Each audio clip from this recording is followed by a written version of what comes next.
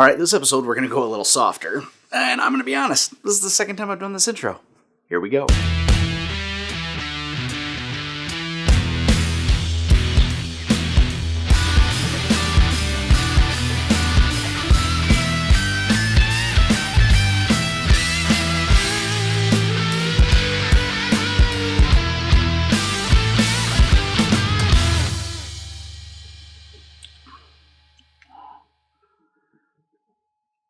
Holy crap.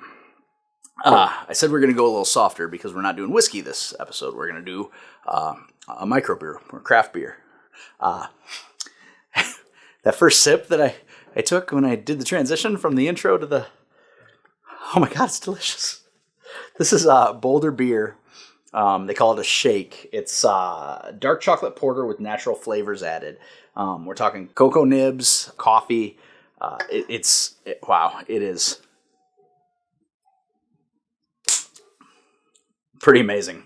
So Boulder Beer started in 1977, maybe, in Boulder, Colorado, obviously, as a very, very small brewery. And it became basically a mainstay or a staple in Boulder. No matter who you were, what you liked in the beer scene, it became very, very, very popular.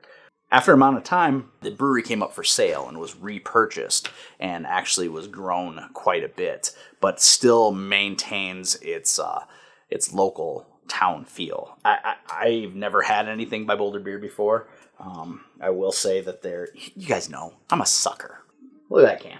Look at that can. Isn't that beautiful? It's a beautiful can. It's got some really muted mountain views with some mist and cool stuff on it, and then just I like at the bottom it says straw is optional, going with this shake theme.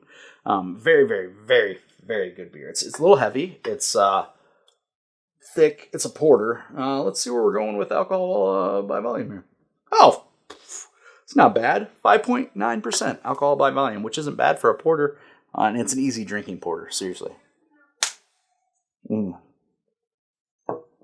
look, I always prefer porters and stouts in the winter. I like me a nice hazy or a nice IPA in the summertime. But when it's cold out, I really, really enjoy a nice full-bodied porter. And this pretty much hits the spot. My wife actually brought these back. She went up to Minnesota and brought me a sampler pack of just all these different beers from all these different regions. And I'll be reviewing several of them as we go. But holy cow, this is very, very, very good. So, I mean, this is easy, all right? Easy. Flavor, 10 out of 10. I mean, I'm a beer guy at heart.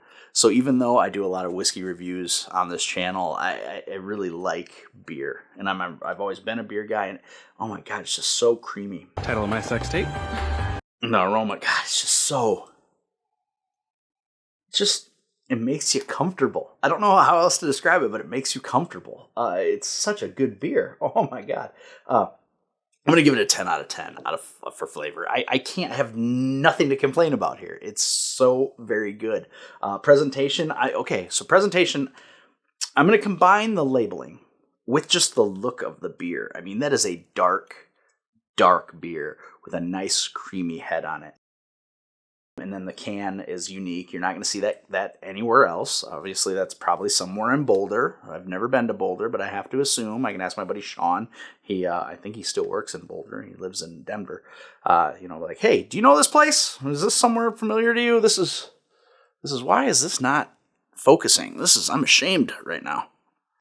Can you please focus? Do your job. You too good for your home? Oh, why didn't you just go home? That's your home! Are you too good for your home? Answer me! All right. So, I'm going to add the presentation in with just the general look of the product. I think it is amazing. I'm going to give the presentation, just because it is a little muted and a little kind of... I mean, I won't call it boring, because mountains anywhere are better than snowy, covered, barren fields in the winter in Iowa.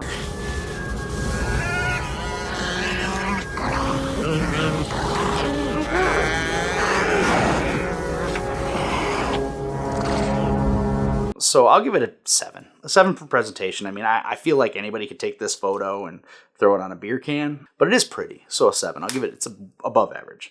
The flavor, I said 10 out of 10. Presentation, 7. And hey, Jenny. Jenny. I would have to guess this for a 6er. I have no idea what she paid. It was like a potpourri of beers. She brought it back from Minnesota the same time she brought back my blackened whiskey. So I have to imagine she didn't run out of money. Either of these grab and goes is at like what's that place called? Total Wine in Minnesota that you can like $1.50 a can or something. I'm gonna be honest. I'd pay premium price for this beer. I would pay $12.99 for a 6-pack of this beer. I don't know how large the brewery is, but you better believe next time I go to Colorado to visit, I'm gonna take a tour if they let you, because this is amazing. It's not very often I get something that I'm this happy about. Flavor 10, presentation 7, price 8. The point is, I would pay pretty much anything for this. It's that dang good. If you like what we do here on this channel, if you like the reviews, please share, subscribe, like, comment. I will respond to every single comment made on every single video. I promise. Like I said, last episode, we broke the 200 subscriber mark, so I'm very proud of that. As always, love you.